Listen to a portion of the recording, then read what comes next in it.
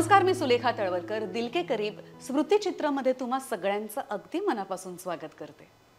अतिशय देखण्या तर त्या होत्याच, पण शालीन सोज्वळ भूमिका असो किंवा तमाशाचा फड रंगवायचा असो, तितक्याच ताकदीने करणाऱ्या जयश्रीबाई गडकर. त्यांचं पडद्यावरचं यश तर आपल्याला सगळ्यांनाच माहिती आहे, पण पडद्यामागचं त्यांचं आयुष्य कसं होतं ते जाणून घेऊया आमच्या लाडक्या बाळकाकांकडून. चला तर मग बाळकाकांचं स्वागत करूया दिल के करीब स्मृतिचित्रमध्ये. काका नमस्कार. नमस्कार. खूप वर्षानंतर भेट होते आपली. म्हणजे आरती आणि अंबर, माझा नवरा आणि माझी नणंद खूप एक्साइटेड होते जेव्हा मी सांगितलं की मी बाळकाकांना आज भेटायला चालले. आणि लहानपणीच्या सगळ्या आठवणी ते दोघेही जण मला सांगत होते. बरं, तुम्हाला एक गंमत सांगायची आहे. स्मिताताई म्हणजे माझी सासू तुमची लाडकी मैत्रीण होती, सो त्यांची ही साडी नेसून मी आली आज. आणि त्यांची अगदी जवळची मैत्रीण म्हणजे जयश्रीबाई, आणि त्यांचेही अनेक किस्से स्मिताताई मला सांगायच्या. सो ते जरा इमोशनल कनेक्ट असल्यामुळे मला आरतीने ही साडी काढून दिली आहे. आरती, थँक्यू सो मच. अंबर वगैरे मी लहानपणापासून बघतोय त्यांना. तर मला समजलं की अंबरच्या बायकोचं नाव सुलेखा आहे. तर मला असं वाटलं की म्हटलं अरे धरती ठेवलं असतं बरं वाटलं असतं. म्हणजे अंबर आणि धरती संपूर्ण जग तुमच्या ताब्यात आलं असतं. असं चिडवायचं आम्हाला, पण तसं काही झालं नाही. तर त्यावेळेस एक इतका आमच्या छावा नाटकातला किस्सा आहे. छावामध्ये मी संभाजी करत होतो आणि स्मिता येसुबाई करायची आणि डबल रोल करायची. धारावचा रोल करायची ती. धाराव म्हणजे दूध आऊ संभाजीची. तर रिहर्सल होती आमची शिवाजी मंदिरला. तर तो सीन चालू होता आणि दिलीप करोडकर डायरेक्टर. तर धारावची एंट्री होते, 2-3 मिनिटाची एंट्री होती तिची. तर संभाजी महाराज जातात, पायाला हात लावतात, नमस्कार करतात आणि मग ते उचलते त्यांना. तर तिने अशा तऱ्हेने उचललं असं धरून, तेवढा दिलीप करोडकर धावत आला आणि शांतपणे सांगितलं स्मिताला, स्मिता ही तळवलकर जिम नाहीये, तू वेट लिफ्टिंग करू नको, तू म्हातारी आहेस आणि हा संभाजी महाराज आहेत, ते केवढे आहेत ते, आज ते उचल, तुझी तब्येत काय. तो किस्सा मला म्हणजे त्यावेळेला दिलीप करोडकर वगैरे सगळे इतके हसायला लागले की म्हटलं ही जिम नाही आहे बाबा, ही तालीम आपली रिहर्सल करतोय आणि ती धारावी म्हातारी आहे. असे अनेक किस्से. आपली ही तुमची मुलगीचं काय ना, आरती. आरती त्यावेळेला माझा शिळफाट्याला फार्म होता. तर मी जायचो फार्मवर आणि बॅग असायची माझी नेहमी. त्यावेळी ती भेट झाली की ती पप्पांना आणि मम्मीला सांगायची, मम्मी मला असा नवरा ना, रईस शेतकरी पाहिजे असा. रईस शेतकरी म्हणायची मला ती. असे गमती जमती सगळ्या. काका, तुम्ही दिल के करीब बघता का? बघतो ना मी. एपिसोड्स बघितले? हो, त्या दिवशी असं मी मुद्दाम सांगितलं होतं मनीषाला. विजय चव्हाणचा पाठवला, बघितलं. अच्छा. सो तुम्हाला अंदाज असेल की तुमचं स्वागत आम्ही भरपूर गिफ्ट्स देऊन करू. आपली एक अतिशय गोड मैत्रीण आहे निलिमा अमित, जी एक लाईफ कोच आहे, रेकी हिलर आहे.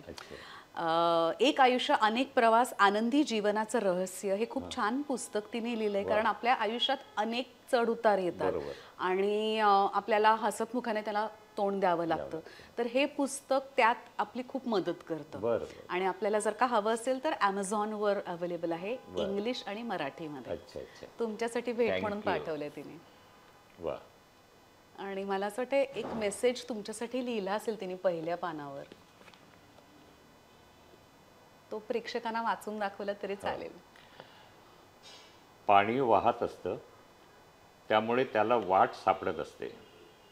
त्याचप्रमाणे जो प्रयत्न करतो त्याला सुखाचा व यशाचा मार्ग नक्कीच सापडू शकतो. छान. वा रे. Nilima, thank you so much. Thank you. आपले एक बँगलोरचे मित्र आहेत, समीर धोंड नावाचे, आणि त्यांनी खूप छान पुस्तक लिहिलंय, चिंध्या अनुबंधांच्या. ते एक बिहेवियरल सायन्स एक्सपर्ट आहेत, लाईफ कोच आहेत, काउन्सिलर आहेत. आणि त्यांच्या आयुष्यात अनेक माणसंच नाही फक्त तर प्राणी पशुपक्षी निसर्ग याबद्दल त्यांनी जे ऑब्झर्वेशन केलंय ते यात लिहिलंय. वा छान. चिंध्यान मंदाच्या. नक्की वाचा काका. थँक्यू. रोहन प्रकाशन आपल्याबरोबर म्हणजे दिलके करीब बरोबर अनेक वर्ष निगडीत आहेत आणि ते नेहमी आपल्या गेस्टना खूप छान छान पुस्तकं देतात आणि ह्यावेळेस विजय तापस सरांचं पुनर्भेट हे तुमच्यासाठी त्यांनी पाठवलेलं आहे. अच्छा. तर हे जे चंपानेरकरांचं पुस्तक तुम्ही दिले ना, तर 1986 साली अशीमी जयश्री अच्छा असं आत्मचरित्र लिहिलं होतं. ते चंपानेरकरांनी रोहन प्रकाशनतर्फे प्रकाशित केलं होतं. क्या बात आहे. वा. नेमकं इतक्या वर्षांनंतर त्यांचं पुस्तक तुम्ही मला देताय. वा छान.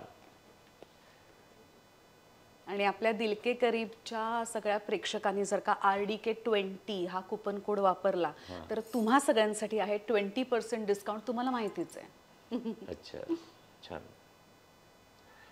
काका आपली एक सांगलीची मैत्रीण आहे डॉक्टर आरती सोमण आणि निसर्ग हर्ब्स हा तिचा ब्रँड आहे. हर्बल प्रॉडक्ट्स आहेत आणि सगळ्या वयाच्या लोकांसाठी आहेत. प्लांटेशन पासून ते प्रोडक्शन पर्यंत सगळं त्या स्वतः बघतात. तुमच्यासाठी पाठवल्या त्या अगरबत्त्या.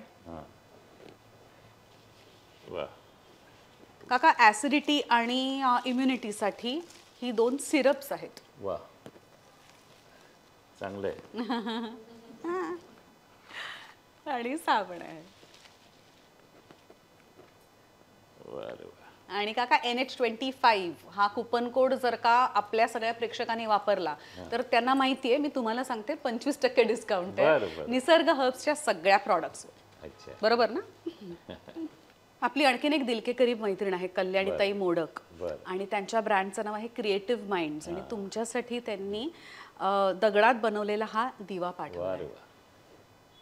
हे जे रस्त्यावरचे पाथरवट असतात ना त्यांच्याकडून हे सगळं ते बनवून घेतात म्हणजे त्यांना सुद्धा रोजगार मिळतो आणि आपल्याला छान छान आयटम्स मिळतात त्याचे. अच्छा. आयुष्यात एवढे दिवे लागले आता हा नवीन दिवा लावा. छान आहे. थँक्यू. आपले कॅमेरा मागचे मित्र अद्वैत बापट. बरं. सहज हवन एंटरप्राइज हा त्यांचा ब्रँड आहे आणि ऑर्गॅनिक गुळापासून बनवलेला खरवस तुमच्यासाठी खास आणलाय. अरे वा क्या बात आहे. मग ते बनवतात. हो. त्यांची मुलाखत घ्या नंतर आपलं पॅकअप झालं की. बरं. छान. थँक्यू बापट. सो बाळकाका गप्पांना सुरुवात करूया. हो जरूर. सगळ्यात आधी मला सगळ्यांना सांगायचं आहे की आमच्यासाठी ते बाळकाका आहेत. सगळे जरी तुम्हाला बाळासाहेब हाक मारत असले तरी सुद्धा अंबर आरती म्हणजे आमच्या घरामध्ये तुम्हाला बाळकाकाच म्हणतात सगळे.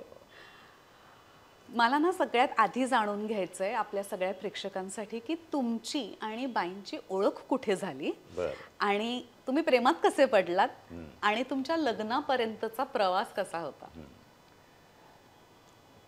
काय झालंय की हा प्रश्न गेली 50 वर्ष लोक विचारतात आणि बाईने सुद्धा आणि मी सुद्धा इतक्या मुलाखती दिलेत.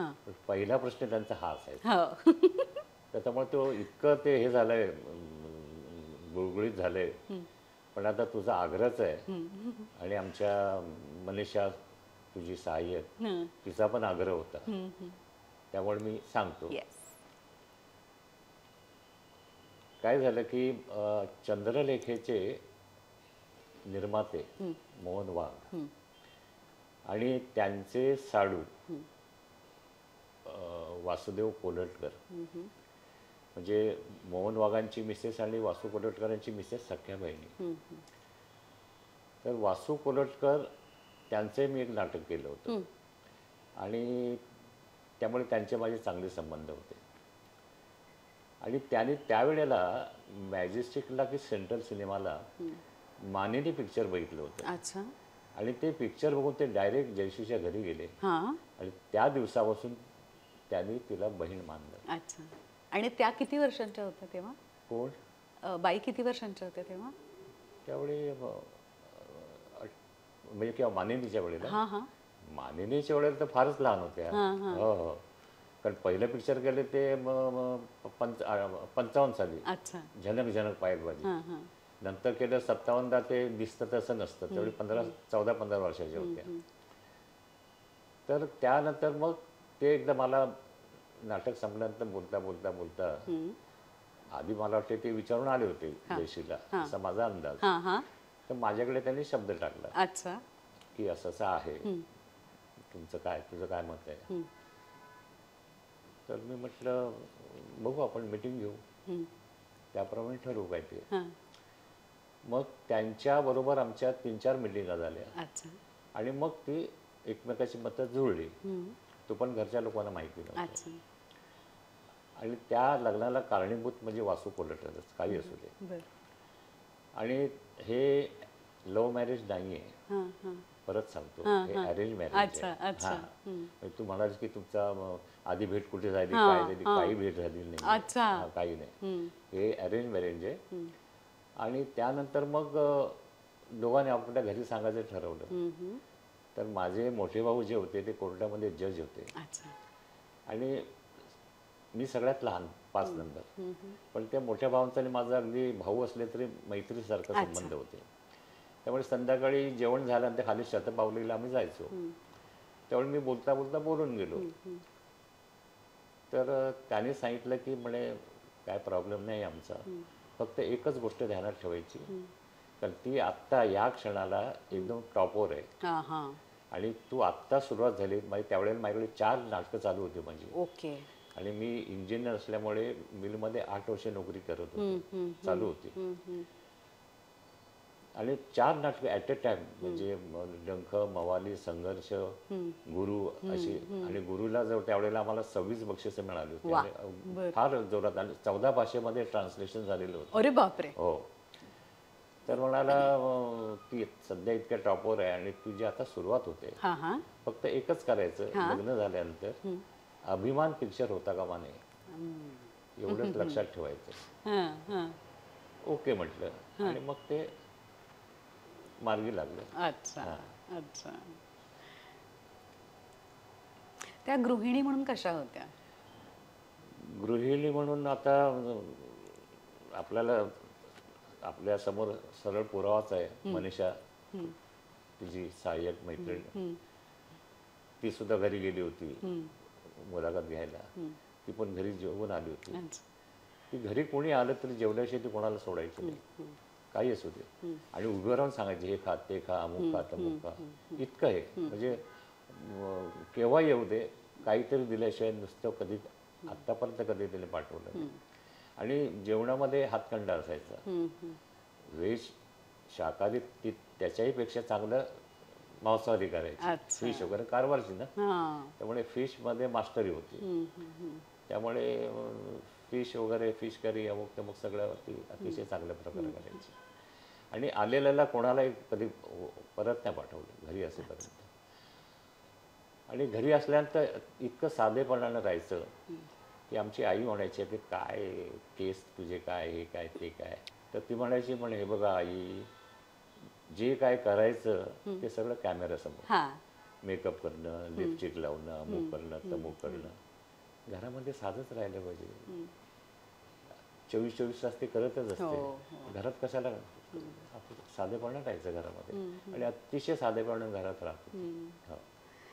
त्या स्वयंपाक छान करायच्या असं तुम्ही आता म्हणालात. तुम्हाला त्यांच्या हातचं काय आवडायचं?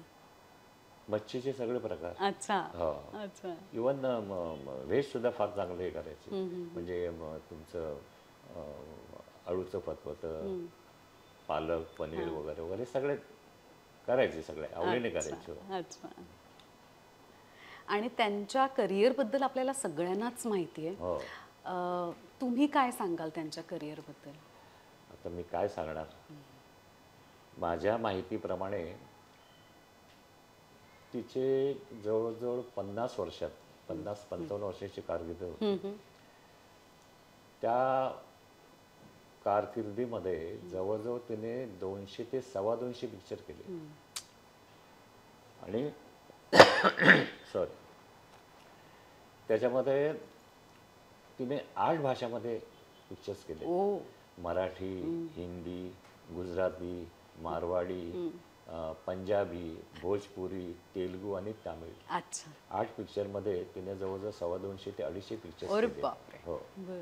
आणि मराठीमध्ये म्हटलं तर तमाशा चित्रपटापासून सामाजिक चित्रपट, ऐतिहासिक चित्रपट म्हणजे मोहित्यांची मंजुळा, सामाजिकमध्ये मानिनी, वैशाख वणवा, घरकुल, असे बरेच चित्रपट, पौराणिकमध्ये सुभद्र आरण, आणि म्हणजे सगळ्या तऱ्हेचे रोल तिने केले.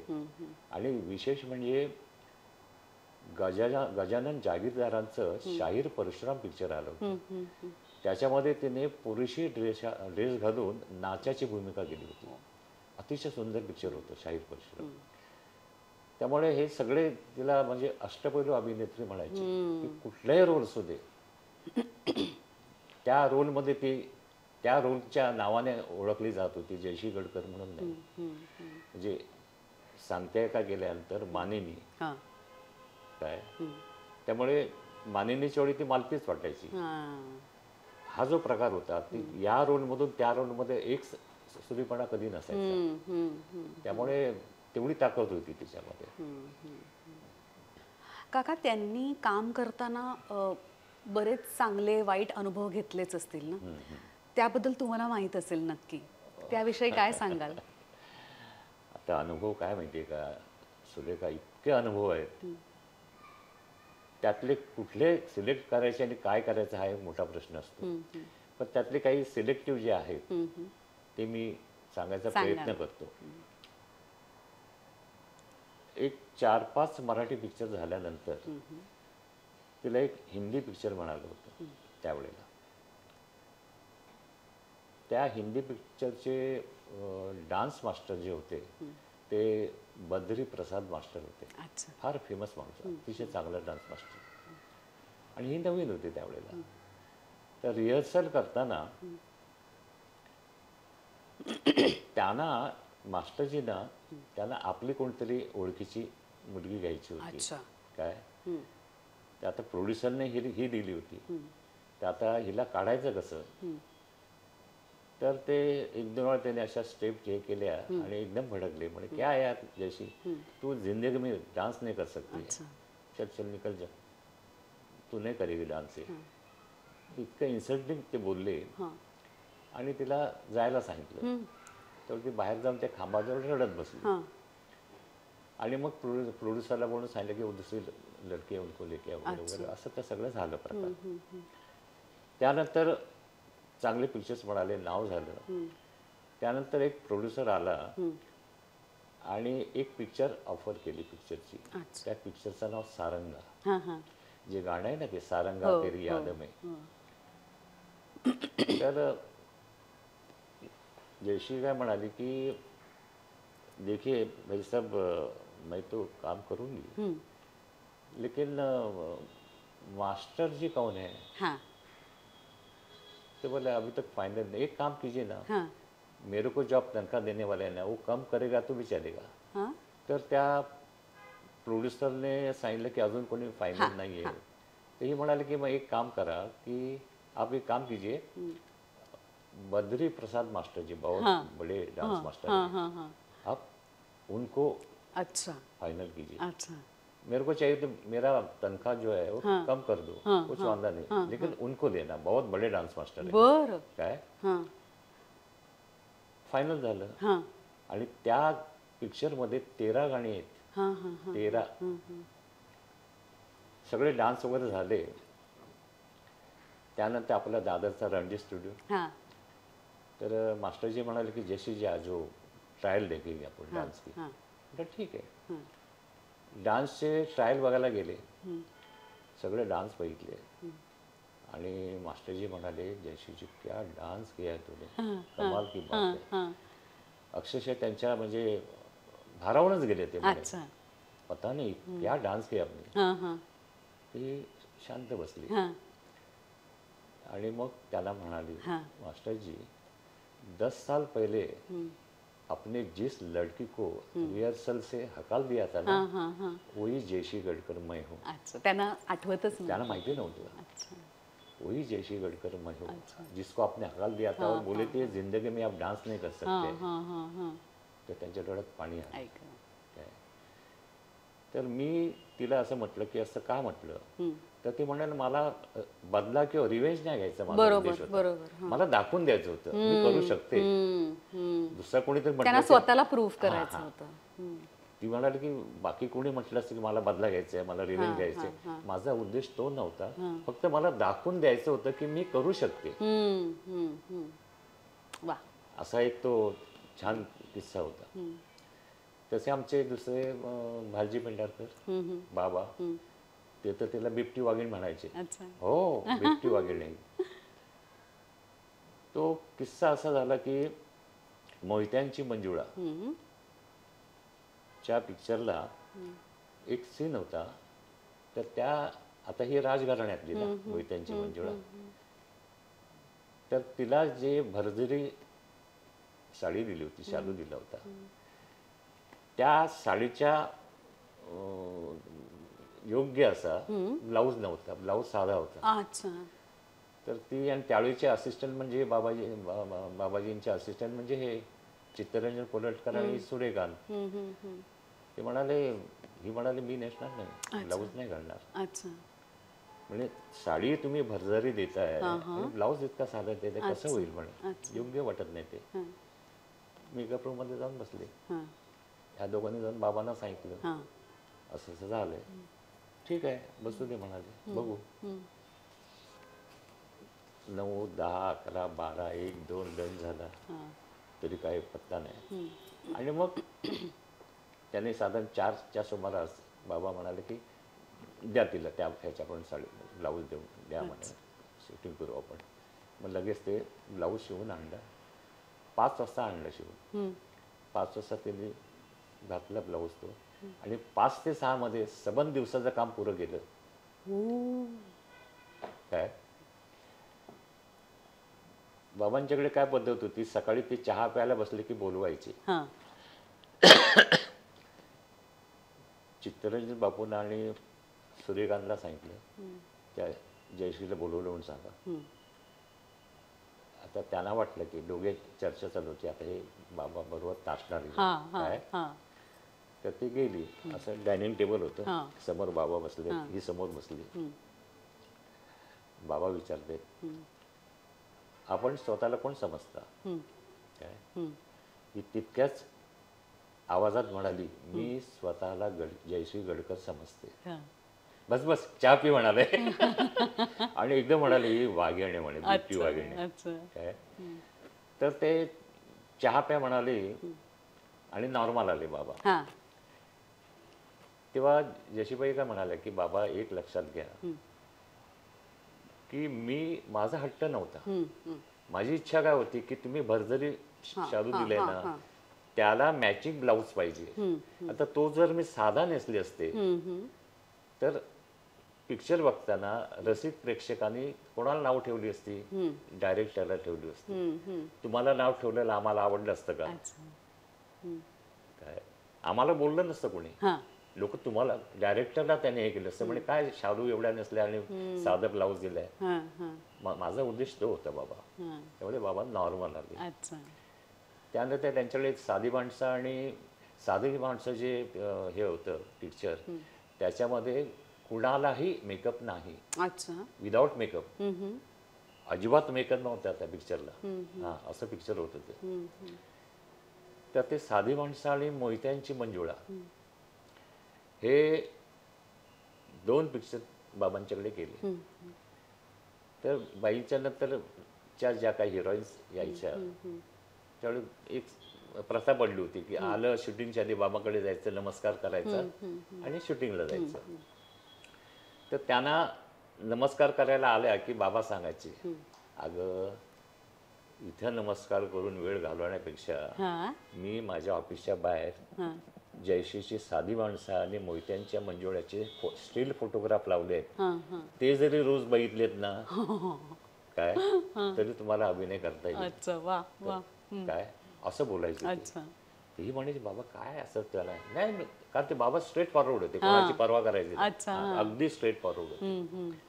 ते असे बाबांचे किस्से त्याने ती म्हणायची ही अविनायतली बिबटी वाघीण आहे म्हणे. म्हणजे आमच्या पहिल्या पुस्तकाच्या प्रकाशनाला प्रस्तावनेमध्ये सुद्धा दिले त्यांनी, ही बिबटी वाघीण आहे, फक्त लग्न झाल्यानंतर ती माणसाळली आहे. पण तसं होतं का? नाही, कामाच्या बाबतीत कॉम्प्रोमाइज अजिबात नाही. का वाटतील ते सुद्धा अजिबात कॉम्प्रोमाइज नाही, चालायचंच नाही. तसं एक डॉक्टरांचा किस्सा आहे, डॉक्टर श्रीराम लागूंचा. त्यांची मुलाखत घ्यायला मी गेलो होतो पुस्तकासाठी. तर डॉक्टर काय म्हणाले, बाळासाहेब, मराठी चित्रपट सृष्टीतल्या ॲक्टरबद्दल किंवा ॲक्ट्रेसबद्दल माझा एक अतिशय गैरसमज होता की हे सगळे शिस्त नाही या लोकांना, कलाकारांना बेशिस्त असतात, कसले हे नाही ते नाही, अमुक तमुक. पण म्हणे सुगंधी गट्टामध्ये ज्यावेळी जयशीबाईंच्यावर मी काम केलं तेवढं माझा हा गैरसमज संपूर्ण दूर झाला. ही बाई जी यायची ती डायलॉगचे पेपर असिस्टंटला, डायरेक्टरला सांगायची असिस्टंटला पाठवा, आणि मेकअप करता करता ते डायलॉग सगळे सीन समजून घ्यायची, पाठ करायचे. आणि आम्ही सेटवर बसलेलो असलो तर ती जी ज्या रुबाबात यायची राणीसारखी, आणि खुर्चीवर बसणं वगैरे नाही, चला शॉर्ट रेडी आहे, लाईट्स वगैरे सगळं, कामाला सुरुवात, कामाला लागा. हे जेवढी मी बघितलं, डॉक्टर म्हणाले की मी हैराण झालो. म्हणे काय बाईची ताकद आहे, इथे ती सगळी तयारी करून येते, फालतू गप्पा मारणं इकडे तिकडे हा प्रकारच नाही म्हणे. तेवढे माझा तो गैरसमज जो होता तो दूर झाला. अशा अनेक गोष्टी आहेत, या अनुभव जे आहेत ते. दुसरा एक छान असा मानिनीचा किस्सा आहे. अच्छा. मानिनी चित्रपटाच्या वेळेला की त्याच्या आधी सांगते का झालं होतं, आणि ही ब्राह्मण कन्या, पंडित महादेव शास्त्री जोशींची मानिनी कादंबरी. तर इंडस्ट्रीतल्या बऱ्याच लोकांनी हे केलं, प्रोड्युसरला, डायरेक्टरला, की म्हणे तमाशा पटात काम केलेली ही काय ब्राह्मण कन्या करणार. पण डायरेक्टरला खात्री होती, प्रोड्युसरला खात्री होती, आणि तो रोल तिला दिला गेला. तो रोल झाला आणि सिल्वर ज्युबली झालं पिक्चर, माइलस्टोन पिक्चर होतं. त्याला नॅशनल अवॉर्ड पण मिळालं होतं. त्यावेळेला सिल्वर ज्युबिलीच्या फंक्शनला पंडित महादेव शास्त्री जोशी म्हणाले की माझ्या कादंबरीतली जी मालती आहे त्याच्यापेक्षा मानिनी पिक्चरमधली मानिनी मालती जयशीने इतकी उंचावर नेऊन ठेवली आहे की बोलायचं काम नाही. आता ते पिक्चर हिट झाल्यानंतर एक हिंदी प्रोड्युसर मीना कुमारीकडे गेला. काय, आणि मीनाजीनं सांगितलं की ऐसी ऐसी मराठी फिल्म है मानिनी, तो अपने को हिंदी में करनी है, मान अपमान करके. तो बोला किसने किया है वो? बोला जयश्री जी ने. अच्छा मेरे को फिल्म दिखाओ स्टुडिओ में. मग त्याने ते मानिनी फिल्म याला दाखवली, मीना कुमारीजीने दाखवली. पिक्चर संपूर्ण बघितल्यानंतर त्या प्रोड्युसरला मीना कुमारीजीने सांगितलं देखिए इस पिक्चर में जयश्री जी ने जो मालती की है ना रोल, इतने हाइट पे रखे वो रोल, उसके आगे मैं कुछ नहीं कर सकती. अरे बाप रे. तो ये पिक्चर मैंने करूंगी. अरे बाप रे. आणि तिनं नाकारलं, ते केलं नाही तिनं. शेवटी ती पण आर्टिस्ट आहे ना, याच्यापुढे काय करायचं, इतक्या टॉपला नेऊन ठेवलं होतं. आणि त्याच्यातला आणखी एक छान किस्सा म्हणजे असा मानिनीतला, त्याच्यामध्ये मालतीचे हिरो होते चंद्रकांत गोखले. त्यांना ज्यावेळी फायनल केलं त्यावेळी ते शूटिंगला आलेच नाहीत. म्हणजे त्यांचा असा समज की जयश्री माझी हिरोईन, मी असा हाताला बोलत मी काय कसं काय आपलं कॉम्बिनेशन जमणार आहे वगैरे वगैरे वगैरे. शेवटी लॉजवर जाऊन डायरेक्टर गेले आणि त्यांनी सांगितलं की ह्या मालकीचा नवरा जो आहे तो तरुण नको आहे मला, अच्छा. ती कॅरेक्टरच तशी आहे आणि जी तुम्हाला योग्य आहे. काय की मला असाच गलित दिसणारा माणूस, बारीक असा वगैरे अशा टाईपचा मला तो ती कॅरेक्टर हवी आहे, म्हणून मी तुमची निवड केली. त्यानंतर त्याने ते काम केलं. अच्छा. त्याच्यावर एकदा आम्ही विक्रमची मुलाखत घ्यायला गेलो होतो हां. पुस्तकासाठी. हां. तर विक्रम म्हणाला, बाळा तुम्हाला माहिती आहे का, माझ्या वडिलांच्या बरोबर जयशीबाईने जे काम केले तर एक रोल केलाय माझ्या वडिलांच्या बायकोचा म्हणजे मानिनी, दुसरा केलाय एक बायकोचा एक वडिलांचा काय, आणि तिसरा रोल केलाय गुरुचा. अच्छा. आणि त्यांचा मुलगा मी माझ्या बरोबर जयशीबाईंनी हिरोईनचं काम केलंय, मी त्यांच्या मुलाचं काम केलंय. आता आमच्या बाप लेखाबरोबर त्या बाईने दोघांच्या बरोबर कामं केली आहेत, बायकोचं आणि मुलगा आणि हे असं. ती अशी एकमेव आर्टिस्ट आहे म्हणे. राजा गोसावींच्या बरोबर तिने पहिलं पिक्चर केलं दिसतं तसं नसतं, लहान होती त्यावेळेला. आणि ते सुद्धा कसं म्हणालं की त्यावेळेला बुलगानीन आले होते रशियाचे, आणि शिवाजी पुण्याला कार्यक्रम होता आणि त्यावेळी लहान होती. तर त्याने क्लासमधून वसंत देसाईने सिलेक्ट केलं होतं. त्यावेळी तिने गाणं म्हटलं होतं, लटपट लटपट तुझं चाललं काय, ते गाणं तिने म्हटलं होतं. पण गंमत अशी होती की इतकी लहान की तिला साडी नेसता येत नव्हती, आईची साडी नेसली होती आणि ती सारखी सुटायची काय. तशाच्यात ते डान्स केला तिने. आणि पुण्याचे फोटोग्राफर देवताळे त्यांनी फोटो काढले होते आणि ते फोटो लावले होते पुण्याला आपल्या स्टुडिओमध्ये. तिथे आमचे दिनकर पाटील गेले, दिग्दर्शक आणि प्रोड्युसर. त्याने ते फोटो बघितले, म्हणे चांगली मुलगी आहे, आपल्याला पिक्चरमध्ये बघूया. मग त्यांनी विचारलं, म्हणे कोण मुलगी आहे, ते म्हणे अमुक अमुक. कुठे राहते, म्हणे तुमच्या तिकडे राहते मुंबईला. बरं म्हणाल. आणि ते भेटायला आले. आणि त्याच्या आधी एक कालेलकरांचं पिक्चर होतं काय, त्यावेळेला धर्माधिकारी आणि दोघे तिघे जण बिल्डिंगमध्ये भेटायला गेले. ही त्या मधल्या ह्याच्यामध्ये दोरीवरच्या उड्या मारत होती काय. तर तिलाच विचारलं की इथे जयशीगड कुठे राहते, ते म्हणे ती बघा तिसरी खोली. तिथूनच दाखवली तिसरी खोली. ते बसल्यावर आहे, थोड्या वेळाने ही आली, ती बसली. ते म्हणे जयश्री गडकर कुठे आहे, म्हणजे मीच जयश्री गडकर. लहान वय होते. ते म्हणलं ठीक आहे म्हणे, असं असं हे करायचंय. कोणाचा पिक्चर, तर म्हणे राजाभाऊ परांजपेचा गाठ पडली ठका ठका. तर त्याच्या आधीचा किस्सा राहिला. ते दिसतं तसं नसतं मध्ये दिनकर पाटलाने तिला 2 गाणी दिली, त्यातलं एक गाणं नंतर कॅन्सल केलं, त्यामुळे ती रडायला लागली काय. आणि राजा गोसावी त्याच्यामध्ये होते. राजा भाऊ म्हणजे काय बोलायचं काम नाही, जबरदस्त आर्टिस्ट. बरं ही नवीन. तर एक गाणं जे होतं त्याच्यामध्ये जवळ ये असं काहीतरी हे होतं, तो त्यात चालू ह्याच्यामध्ये बोलायचं येऊ का, जवळ येऊ का, ते डिस्टर्ब व्हायची.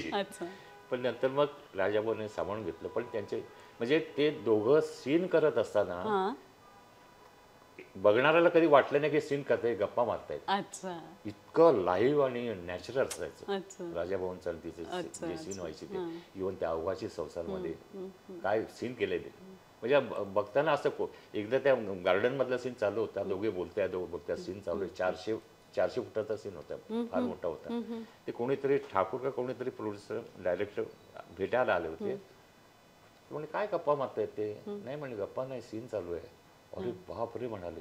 मग इतकं राजाभाऊंचं आणि ट्युनिंग इतकं जमलेलं असायचं, जबरदस्त असायचं. काका तुम्ही दोघांनी एकत्र काम केलं होतं ना, तो अनुभव कसा होता त्यांच्या बरोबर काम करण्याचा? आता त्यांच्यावर मी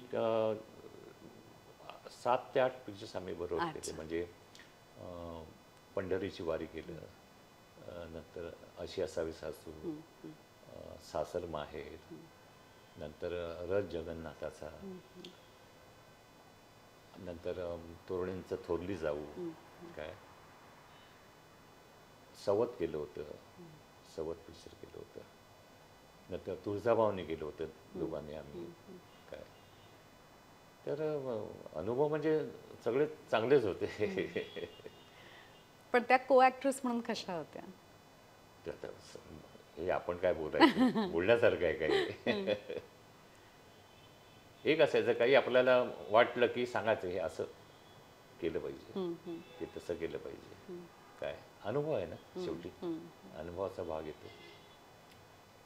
लग्न झाल्यानंतर आम्ही भालजींना भेटायला गेलो, काय भालजी पेंढारकरना. त्यांच्या ऑफिसमध्ये गेलो, बाबा बसले होते आणि वहिनी ओळख करून दिली, हे मिस्टर बाळदुरी, असं तसं वगैरे सगळं सांगितलं.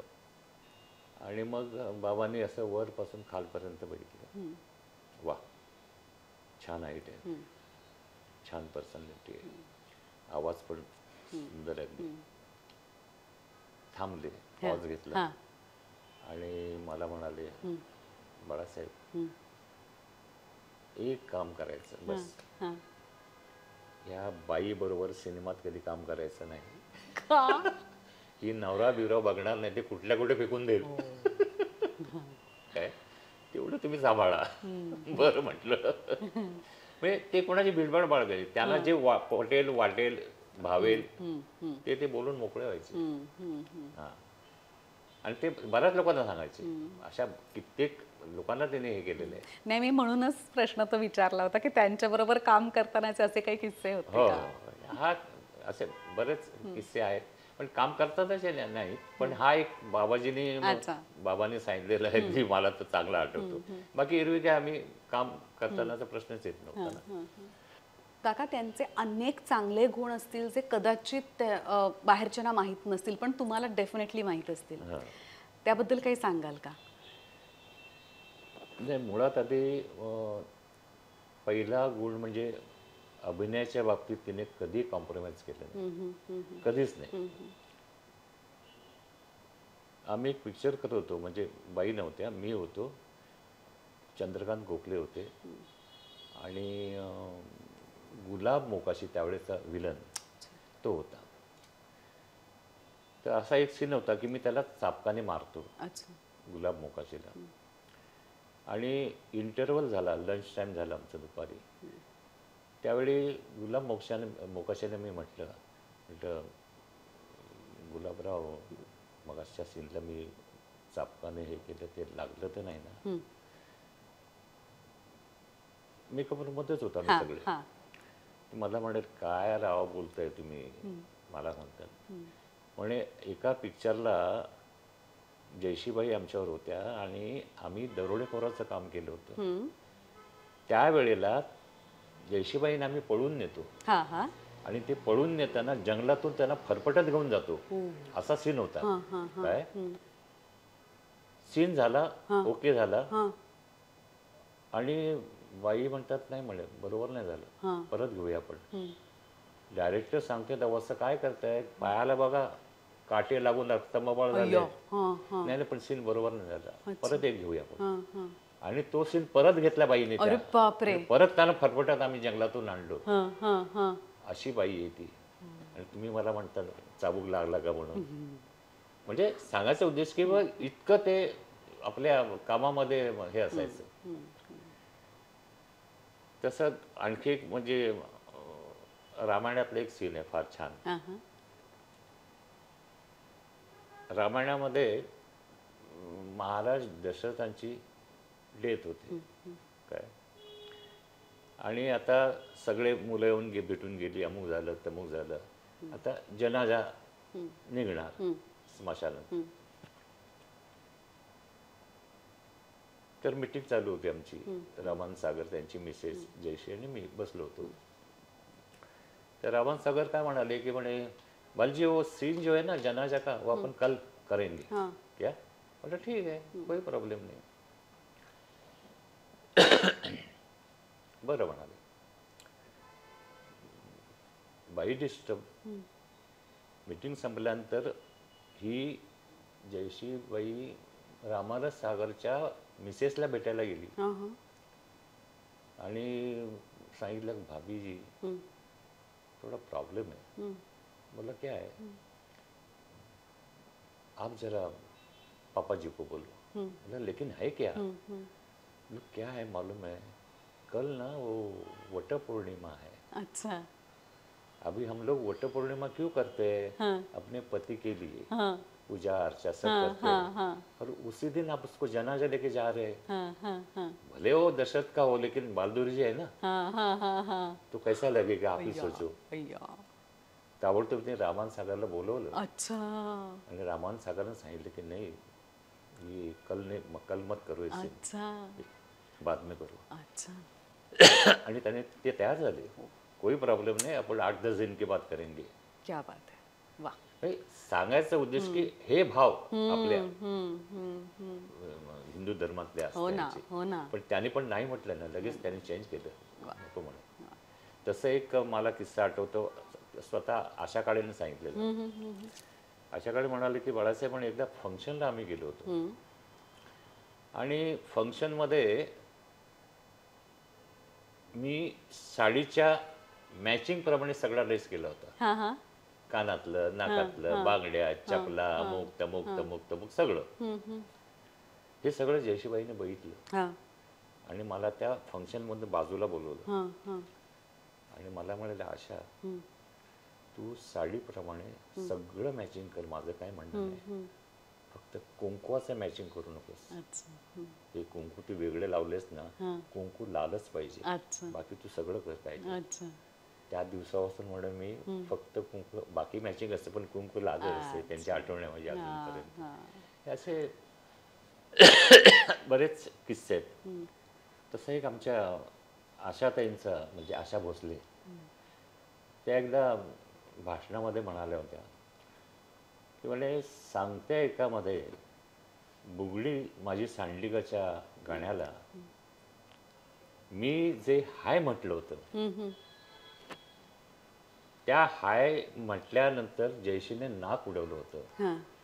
त्यामुळे मी हाय म्हटल्यामुळे किंवा जयश्रीने नाक उडवल्यामुळे ते कशामुळे ते गाणं हिट झालं ते अजूनही आम्हाला कळत नाही. लक्षात ना, तिने नाक उडवल्यामुळे हिट झालं की माझ्या हायमुळे हिट झालं, ते आजपर्यंत आम्हाला समजलेलं नाही. तसं रामान सागरांच्याकडे ज्यावेळी बोलणी झाली रोल संबंध कौशल्याच्या, तर हिने काय सांगितलं रामान सागरनं, बाबा जी एक काम करो ना. बोला क्या? मुझे कई करनी है, अलग रोल करना है, कई मेरे को, मैं करूँगी रोल. ती जरा शांत बसली. ती म्हणाला, कोई प्रॉब्लम नहीं है जयश्री जी, लेकिन एक बात है, आप मुझे कौशल्या के लिए आर्टिस्ट ला के दे दो. अच्छा. आपकी जैसी कौशल्या के आर्टिस्ट ला के दे दो, तब मैं आपको कई दे दूँ. कुठून आणणार होता परत? ते राहिलं तसं. मला नाही, वो चलेगा नाही, लोक मारेंगे मेरे को, आपको कई दे दूंगा तो. अच्छा. हे असे. तसं आमच्या लता दीदीने पुस्तकात म्हटलं होतं, त्यांनी मोहित्यांच्या मंजुळ्यामध्ये बाई बाई मनमोराचा पिसारा आणि निळ्या आभाळी, त्याने पुस्तकात लिहिले की म्हणे, ही अष्टपैलू अभिनेत्री, हिने माझ्या गाण्यांना, मी अनेक हिंदी गाणी गायली, सगळंच ठीक आहे, पण मराठीमध्ये जयश्रीबाईंनी माझ्या गाण्यावर जो अभिनय करून केलेला आहे ना, त्याच्यामुळे ती गाणी जबरदस्त हिट झाली. आणि त्या गाण्याला दाद देणं, त्याला न्याय देणं, हे फक्त तीच करू शकली, हे लता दीदीने म्हटलं होतं. काका, त्यांचे अनेक चाहते असतील ना, हो. त्यांच्यापैकी काही किस्से तुम्हाला आठवत आहेत का? प्रयत्न करू. काय झालंय, पुस्तक करत असताना नवीन पुस्तक जे मी केलं त्यावेळेला विश्वास पाटील पानिपतकार ते सबबला म्हणजे वांद्र्याला ते कलेक्टर होते. तर त्यांचा इंटरव्ह्यू घेण्यासाठी मी गेलो. तर मला म्हणाले की बाळासाहेब म्हणजे एक काम करायला का तुम्ही, काय? तर म्हणे मी 1980 साली पत्रकार म्हणून काम करायचो त्यावेळेला कोल्हापुरात. तर त्यावेळेचा सकाळ जर तुम्हाला मिळाला 80चा, अच्छा. तर तो बघा त्याच्यामध्ये बाईंची मी मुलाखत घेतली. अच्छा. काय बघतो म्हणलं प्रयत्न करून. मग मी सकाळला फोन केला, पत्र पाठवलं आणि 4-5 दिवसात पेपर आला 1980चा. वा. आणि तो घेऊन मी पाटलांच्याकडे गेलो. अच्छा. तर त्या लेखामध्ये हां. त्यांनी उल्लेख केलेला आहे की म्हणे कोल्हापुरात असताना माझा एक मित्र होता आणि त्या मित्राचे वडील अतिशय आजारी होते, सिरियस होते. तर मुलगा म्हणाला, माझा मित्र म्हणाला वडिलांना की बाबा तुमची काय इच्छा आहे, तुम्हाला मी पंढरपूरला घेऊन जाऊ का, तुम्हाला तुळजापूरला घेऊन जाऊ का, तुम्हाला खंडोबाला घेऊन जाऊ का? नाही म्हणे, कुठे जायचं नाही मला. मग काय तुमची इच्छा तरी सांगा ना, काय आहे ते. म्हणजे वडील तशा अवस्थेमध्ये लाजले आणि हळूच सांगतात, मला काही नको, फक्त सांगत्या एकामधलं जयश्रीचं भुगलीचं गाणं मला दाखव, तेवढीच माझी इच्छा आहे. म्हणजे कसे चाहते असतात, तसा एक चाहता असा भेटला. म्हणजे हे माझ्या समोर घडलेली घटना. बाईची तब्येत जरा थोडी हे झाली होती त्यावेळेला. म्हटलं आपण उरुळी कांचन आहे ना, नॅचरोपॅथी निसर्गोपचार केंद्र, तर तिकडे जायचं ठरलं घेऊन. तर माझ्यावर एक डॉक्टर फॅमिली होती. तर आम्ही हडपसरला गेलो आणि ते काय म्हणाले की आता तुम्ही तिकडे गेलात एकदा की तिथे अळणी सगळं खायला मिळणार, मीठ नाही, साखर नाही, अमुक नाही, तमुक नाही, तमुक नाही. तर जरा चटपटीत काहीतरी भेळभेळ खाऊया आपण. काय ते गाडी थांबवली, भेळचं दुकान दिसलं हडपसरला, तिथे गाडी थांबवली आणि मी आत गेलो आणि सांगितलं. ते म्हातारी होती बाई, ती काहीतरी करत होती. तिला म्हटलं एक 4 भेळ आम्हाला पाहिजे. बरं म्हणाले. मी असं वळलो आणि तेवढ्यात तिचा नवरा आला. त्या नवऱ्याला ती सांगते, यांचं पिक्चर काल आपण बघितलं होतं, पंढरीची वारी, बाळदुरी, हे आले, त्याचा अर्थ जयश्रीताई आलेला असणार गाडीमध्ये, तर भेळ त्यांच्याकडे देऊ नका, तुम्ही घेऊन जा. काय आणि ती भेळचे ताट त्यांनी तिच्याकडे दिलं, त्यांच्याकडे दिलं आणि ते घेऊन आले. काच खाली गेली, भेळ वगैरे दिली आम्हाला. आणि तो माणूस काय सांगतोय जयश्रीबाईंना, म्हणजे ताई त्यावेळेला आमचं दुकान कोथरूडला होतं आणि जबरदस्त गर्दी असायची, इतकी फेमस होतं आमचं दुकान भेळीचं. पण त्यानंतर रिनोव्हेशनचा प्रॉब्लेम आला, त्यामुळे आम्हाला तर सोडावं लागलं आणि मग आम्ही इकडे आलो. पण विजयानंद थिएटरमध्ये तुमचं सांगते आहे का, मी 120 वेळा बघितले. अरे बापरे. त्या गाण्यात, त्या पिक्चरमधली गाणी आणि डायलॉग सगळे मला अजून पाठ आहेत. 120 वेळा. अरे म्हटलं कमाल आहे. म्हणजे अशा तऱ्हेची सुद्धा मंडळी भेटतात. तसा दुसरा एक किस्सा असा आहे, सॉरी,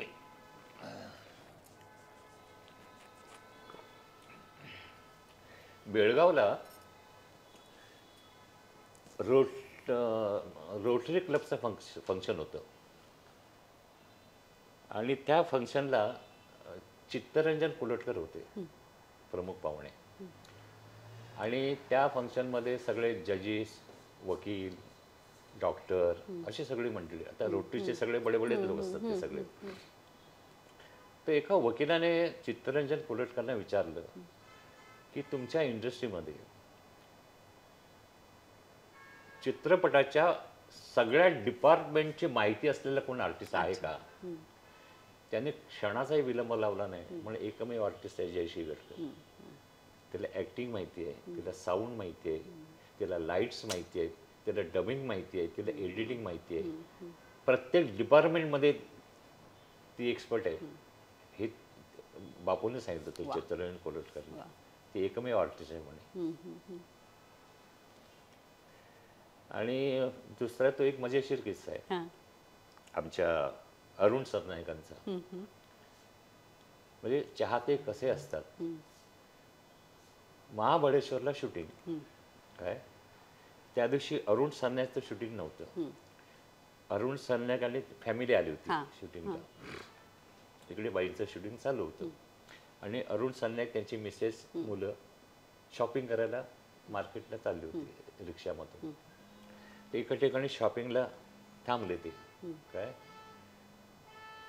तेवढ्यात 2-3 बायका आल्या आणि आपापसात बोलते, काय बाई सिनेमातली मंडळी, या अरुण सरनाईक लग्न गेले जयश्री गडकरशी आणि फिरवते बघ दुसऱ्या बाईला. तिला कल्पना आहे. म्हणजे दोघांचं चित्रपटातलं ट्युनिंग इतकं जबरदस्त होतं की बऱ्याच लोकांना वाटायचं की अरुण सरनाईक तिचा नवरा आहे. आणि ती तिथे बोलल्याबरोबर काय बाई, हे ऐकलं दोघांनी. अरुणच्या बायकोने ऐकलं. बायको म्हणते अरुणला, अहो इथे थांबण्यात आलं, आपण चला लॉजवर जाऊया. ती बाई सरळ बोलली, म्हणे काय बाई चित्रपटातली लोकही अशी, ते लग्न केलं जयश्री गडकर दुसरीच बाई फिरवतो म्हणे. सरळ निघून आले आणि मग येऊन जयश्रीला सांगितली ही गोष्ट, अशी अशी घटना घडली. साधी असतात साधी. त्यांना जे दिसतं ते त्यांना खरं वाटतं. हो हो, मजेशीर किस्से असतात एक. आणि एकदा तर मी सांगतो, मानिनीमध्ये तिला ओटी न भरता पाठवतात. माहेर वाशिन आली आहे, तिला ओटी भरत नाही लग्नाच्या वेळेला. वादविवाद होतात आणि ती निघून जाते. त्या कोल्हापूरच्या जवळ कुठलं तरी गाव आहे, तिथे शूटिंग होतं. तर एक 4-5 बायका, चांगल्या घरंदाज बायका होत्या, पाटलीन वगैरे अशा, त्या आल्या. ही खुर्ची टाकून बसली होती, मेकअपचं वगैरे सगळं चालू होतं, होत आलं होतं. त्या बायका आल्या भेटायला, नमस्कार ताई, असं तसं वगैरे होते. म्हणजे कुठून आला, त्या मी अमुक ठिकाणून आलो. काय नाही सहज भेटायला आलो, आम्हाला तुमची ओटी भरायची. काय बाई, ते मानिनीमध्ये त्या लोकांनी हाकलून लावलं तुम्हाला ओटी न भरता. सवाशीण म्हणा तुम्ही, ओटी न भरता हाकलून लावलं, पण आम्ही ओटी भरायला आलो. आणि मग त्या तिथे बसून त्याने ओटी भरली. अशी ही लोक असतात, चाहते असतात, मजेशीर असतात. बाईंच्या आयुष्यात त्यांना अनेक वेळेला अपघातांना तोंड द्यावं लागलं आणि प्रत्येक वेळेला त्या पुन्हा एकदा पहिल्यासारख्या उभ्या राहिल्या. त्याबद्दल काय सांगाल तुम्ही? आता अपघात म्हटल्यानंतर संबंध शूटिंगच्या प्रवासात त्यांचे किती अपघात झाले असतील? 22 अपघात झाले. बापरे, 22 ॲक्सिडेंट झाले त्यांचे. त्यातला एक म्हणजे 1-2-4 मी कथन करेन. बसंत स्टुडिओ आपल्या चेंबूरचा बसंत स्टुडिओ, त्या स्टुडिओमध्ये शूटिंग चाललेलं होतं. असं वरती फळी लावलेली होती आणि त्या फळीवर त्याला उभं केलं होतं. आणि थर्माकोलचे दगड बनवले होते आणि ते दगड असे अंगावर येतात. असं शेवटी ते काय होतं की जरी थर्माकोल असलं तरी दचकलं माणूस. बरं, फळी जी होती ती 1 फुटाची होती. अच्छा अच्छा. आणि ते असे शॉट चालू आहे आणि ते असं मोठा दगड असा आला की दचकली आणि पाय सरकला आणि 16 फुटावरनं खाली पडली. 16 फुटावरनं खाली पडल्यानंतर कोणीही जवळ जायला तयार नाही. संपलं, गेल्यातच जमा, असं लोकांचा समज. मग आस्ते आस्ते आस्ते डोळे वगैरे पापड्या हलवल्या, हालचाल केली. ते झाल्यावर ताबडतोब तिला उचललं आणि डायरेक्ट ढोलेकियाच्या हॉस्पिटलला ऍडमिट केलं. 16 फुटावर म्हणजे काही साधी गोष्ट नाही. पण त्यातूनही बरी झाली. परत काम सुरू झालं. तर कोल्हापूरला एक शूटिंग होतं मराठी पिक्चरचं. मला वाटतं सांगू कशी मी काय कुठलं तरी असं होतं. त्याच्यात सायकलचे सीन होते. म्हणजे मैत्रिणी सायकलवरनं पिकनिकला चालले, तर सायकलवरनं त्या चालल्यात आणि सायकलचं काहीतरी हे झालं आणि ती पडली सायकल सकट. अच्छा अच्छा. आणि खाली त्याला वाघबीळ म्हणतात, कोल्हापूरचं हा वाघबीळ. हा हा हा हा. ती सबंध खाई होती, ओ हो हो. ती पडली, ते नेमकं झाड होतं, त्या झाडाला अडकली, आई ग. नाही तर खाली गेली असती. अच्छा अच्छा. काय तर लागला, मार वगैरे लागला, पण मार लागल्यानंतर ती त्याला बाहेर तिला काढल्यानंतर पहिलं त्याने काय मागावं, पहिला आरसा द्या मला म्हणाले, मला कामं करायचे, चेहऱ्याला कुठे काय झालं नाही ना, पण इथे ती खूण खूप पडली होती, अच्छा पण ती कुंकवामुळे दिसत नव्हती. अच्छा. बर बर पण पहिलं आरसा बघितला तिने की मला आरसा पहिला द्या, आणि त्यातून परत बदली झाली. तसं एक गाव की कहाणी म्हणून जेमिनीचं पिक्चर होते हिंदी, ते साऊथला त्याचं शूटिंग चाललेलं होतं. आणि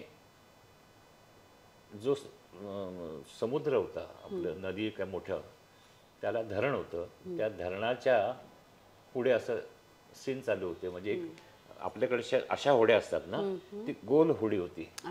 त्या होडीमध्ये राकेश पांडे आर्टिस्ट आणि 2 लहान मुलं, असं तो सीन होता. जातात तर समजा कमी जास्त काय झालं तर किनाऱ्यावर त्या प्रोड्युसरने जवळजवळ 1,500 ते 2,000 लोक उभी केली होती. अच्छा.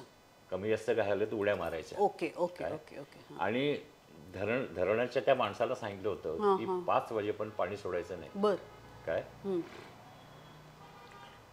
आणि शूटिंग आता माहिती आहे तुला की कसं लांबत जातं. आणि 5 वाजून गेले तरी शूटिंग चालू आहे. आणि त्याला एवढ्या लांब कोणाला माहितीच नाही, सांगायला कोणी गेलंच नाही. आणि त्याने धरणाचं पाणी सोडलं. अरे बापरे. पाणी सोडल्याबरोबर यांची जी होडी होती ती जवळजवळ 1 मैलापर्यंत गेली. बापरे. वाचवायचा प्रयत्न करतायत, सगळं करतायत. राकेश पांडे, ती 2 मुलं, त्या 2 मुलांना तिने घट्ट धरून ठेवलं. तिच्या नाकातोंडात पाणी. मग 1000 लोक जी होती किनाऱ्यावर, त्यांनी मग उड्या मारल्या वगैरे आणि तिला बाहेर आणलं. पोटावर प्रेशर देऊन पाणी काढतायत, सगळं करतायत. पण त्या दिवशी ती शुद्धीवर आली नाही, दुसऱ्या दिवशी शुद्धीवर आली. बरं. दुसऱ्या दिवशी शुद्धीवर आली ती. हा एक जबरदस्त किस्सा. तसा एक जीवघेणा किस्सा म्हणजे बलराम श्रीकृष्ण. बलराम श्रीकृष्णचे डायरेक्टर होते चंद्रकांत भाई, हिंदी पिक्चर पौराणिक. आणि राजस्थानला, जयपूरला होतं ते, मोठ्या पठारावर असं ते शूटिंग होतं. आणि त्यात प्रेमनाथ, अर्जुन आणि ही सुभद्रा, तिला पळून न्यायचा सीन होता. 8 घोडे, रथ, काय शॉट त्या करण्यावर ते लांबून सांगितलं स्टार्ट म्हणून. तर रथ पळतोय काय. आणि एका पर्टिक्युलर ठिकाणी आल्यानंतर प्रेमनाथला काय जाणवलं माहिती नाही. प्रेमनाथ मला जैसे जी एक काम कीजिए, मेरी कंबर पकड़ लेना, अपने को जम मारनी है. अच्छा. काय. मग तिने घट्ट कंबर पकडली आणि त्याने प्रेमनाथने उडी मारली. आणि तो 8 घोड्याचा रथ सरळ गेला, तो खाईत गेला. समोर दरी होती, घोडे उधळले होते. ज्या ठिकाणी थांबायला पाहिजे होतं, काय आलं ते आपण हे लावतो ना रिफ्लेक्टर, त्याच्यामुळे त्याचे कुठेतरी त्याला लाईट्स लावले होते, त्याचा डोळा त्यांच्या आले घोड्यांच्या. आणि ज्या ठिकाणी शॉट संपत होतात तिथे थांबलेच नाहीत, ते सरळ सुसाट सुटले. आणि हे नेमकं प्रेमनाथच्या लक्षात आलं. आणि त्याने सांगितलं की जम मारेंगे आपण. आणि ते 8च्या 8 घोडे आणि रथ संपूर्ण त्या दरीमध्ये कोसळले. त्यांनी पिक्चर शूटिंग थांबवलं चंद्रकांत भाईंनी. कारण हे सगळं भयानकच झालं ना. हे सगळं समजा बसलो असतो तर काय झालं असतं आपलं. हे असा तो किस्सा जबरदस्त. त्याने शूटिंग थांबवलं, पूजा घातली, सगळं तो प्रकार नंतरचा सगळा केला. हे असे अनेक किस्से घडले आहेत. मी सांगितलं 22 ऍक्सिडेंट झालेले. बापरे. आणि सगळेच डेंजरस, सगळे डेंजर होते. याच्यापेक्षा काही डेंजर आहेत. एकदा तर हाजी अलीला त्यावेळेला मध्ये गार्डन होतं असं, माहितीये, वरळीहून आल्यानंतर असं टर्न घ्यावा लागत होता काय याला जायला पेडर रोडला. बरं हिचं शूटिंग कसं सकाळी 7 ते रात्री 12-1 वाजेपर्यंत 2 शिफ्ट. हो. ॲट ए टाइम जयप्रभाला रंगपंचमी चालू आहे आणि सेंटरला मानिनी चालू आहे. हां. ही ब्राह्मण कन्या, हां. ती तमासगीर अच्छा. आणि पुन्हा पाटलाची बायको, असे डबल रोल होता तो. अच्छा. हां. हे असे सीन रोल करायचे. तर त्या दिवशी काय आलं, शूटिंग संपलं आणि ते गाडीत आमच्याच गाडीतून निघाले. तर तो एक मेकअप मॅन होता, यांची वत्सलाबाई म्हणून हेअर ड्रेसर होती आणि एक जण होते. तर ही काय म्हणाले, मी पुढे बसते, तुम्ही तिघ जण मागे बसा. ही पुढे बसली. ओरळीहून येताना टर्निंग केलं ना हां हां आणि हिला झोप लागली होती. हां हां आणि जो दरवाजा टर्न घेताना जो दरवाजा खाडकन उडाला तो डायरेक्ट फुटपाथवर आदळले. बर. पाठीमागे नेमकी संगीतकार रवी त्यांची गाडी होती. त्याने तिला उचललं आणि ढोलेकेच्या हॉस्पिटलला नेलं. हो. तो कमरेला मार लागला होता सगळा. ऐक. हो, हे असे ॲक्सिडेंट झाले होते. आणि सगळ्यात शेवटचा ॲक्सिडेंट तो भन्नाटच आहे. मी नाव सांगत नाही पिक्चरचं किंवा प्रोड्युसरचं नाव सांगत नाही, उगाच डोक्याला ताप नको. एका पिक्चरचं शूटिंग चालू होतं जयप्रभाला आणि हिचं डे नाईट शूटिंग चालू ना सगळीकडे. सकाळपासून रात्रीपर्यंत शूटिंग शूटिंग शूटिंग, दुसरं काही नाही. तर टुरिस्टला उतरले होते पाटणकरांच्या आणि ह्या वत्सलाबाई होत्या हेअर ड्रेसर. तर सकाळी त्या 7 वाजले, नाही तर पहाटे 5ला उठून सगळं आटपून मेकअप करायचा. तर वत्सलाबाई म्हणते, बाई अजून उठल्या नाहीत कशा, काय झालं, उठल्या नाहीत कशा म्हणून गेल्या. बाई उठा, वाजली किती, शूटिंगला जायचं आपल्याला. कशाला एवढ्या लवकर उठायचं, सगळा उजेड, हे अंधार आहे अजून म्हणे, उठायचं कशाला. तर म्हणे नाही हो 7 वाजलेत, उजेड आला. हो बरं बरं बरं. उठली, आंघोळ केली, सगळं झालं आणि मेकअप स्वतः करायचा ना, दुसऱ्या कोणी नाही, स्वतःचा मेकअप स्वतः. मेकअप केला पण तिला डोळ्याला मेकअप करता येईना. तर म्हणजे ठीक आहे, आपण बाबूरावकडनं करून घेऊ, आमचे मेकअप पण होते, त्यांच्याकडनं मेकअप करून घेऊ डोळ्याचं. बाकी मी तयार झाले, गेले कोल्हापूरला जयप्रभामध्ये. बाबूरावना म्हटलं, बाबूराव जरा डोळे करून घ्या. ते बघत बसले. त्यांना प्रश्न पडला, आत्तापर्यंत कधी बाईने सांगितलं नाही, आज का डोळे करायला सांगताय. नाही म्हणजे कंटाळा आला मला, तुम्ही करा. डोळे केले, सेटवर गेले. पहिला शॉट तिचा लागला होता. सीटवर गेली, उभी राहिली, सीन बिन सगळं समजावून घेतला. लाईट्स ऑन झाले सगळे. लाईट्स ऑन झाल्याबरोबर ती जागच्या जागी खाली कोसळली. काय काय कोणाला कळायला मार्ग नाही, काय झालं काय झालं काय झालं. आणि त्यावेळेला सांगलीचे डॉक्टर भद्रे म्हणून होते, ते बाबांना भेटायला कोल्हापूरला यायचे, गप्पा मारायला. बाबा भाजी पेंढारकर. ते विचारलं, कोणाच शूटिंग चाललंय, म्हणजे जयश्रीचं शूटिंग चाललंय. प्रोड्युसरला वगैरे कळलं की डॉक्टर आलेले.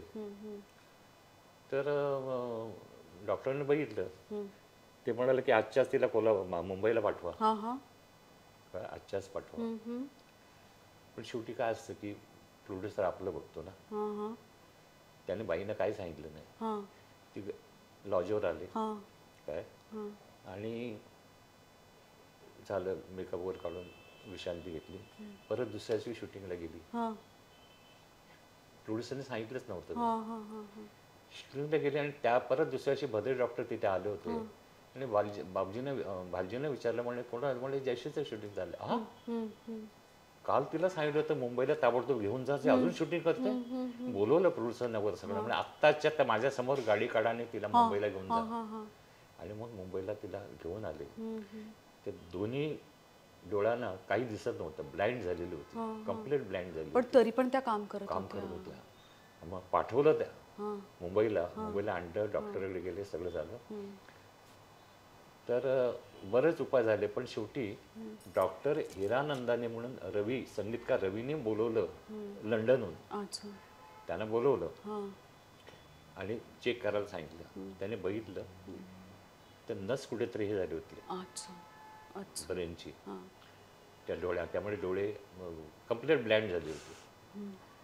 तर त्याने काही गोळ्या काही दिल्या नाही. त्याने सांगितलं फक्त डोळ्याला पट्टी बांधून ठेवा 6 महिने.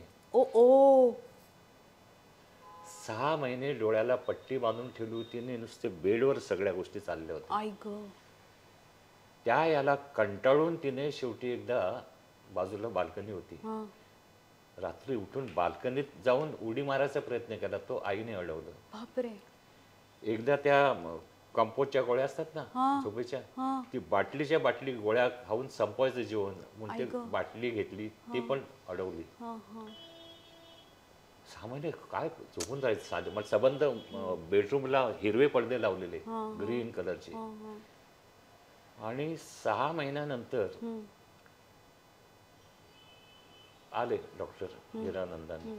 सगळं चेकअप वगैरे सगळं झालं. म्हणे ओके, फक्त आता रात्रीचं शूटिंग करू नका, रात्रीचं वाचन करू नका, अच्छा तेवढं फक्त सांभाळा. अच्छा. आणि मग तिला आस्ते आस्ते दिसायला लागलं. हम्म.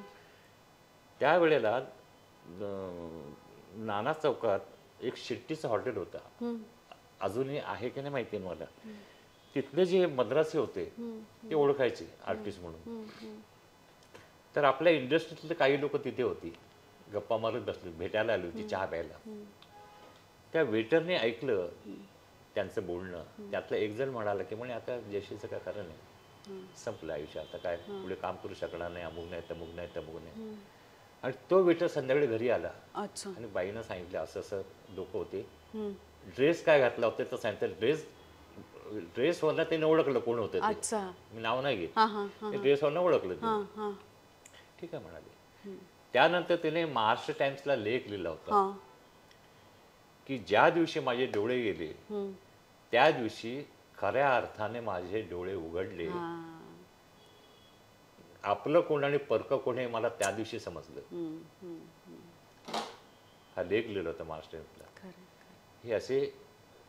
पण त्यानंतर मग काय प्रॉब्लेम राहिला, म्हणजे 6 महिने बंदच ठेवले होते ना डोळे. म्हणजे त्याला स्ट्रेन आला होता डोळ्याला. असं ते सगळं प्रकार होता. काका तुमचा एकुलता एक मुलगा ना आनंद. हो. म्हणजे मला आनंदचे किस्से आमच्या घरात गप्पा चालतात त्याच्यावरून माहिती आहे. आणि सुनबाईंचं नाव काय? सोनाली. सोनाली. त्या काय करतात? तिचं ब्युटिक आहे. अच्छा. ती ऑलराऊंडर आहे अच्छा एकदम. आणि आनंद काय करतात? आनंदचं ग्लोबल मार्केटिंगचा बिझनेस आहे दोघं. तर तो आज सुद्धा बाहेर गेलाय, नाही तर थांबलं असतं, कालच गेले. अच्छा अच्छा.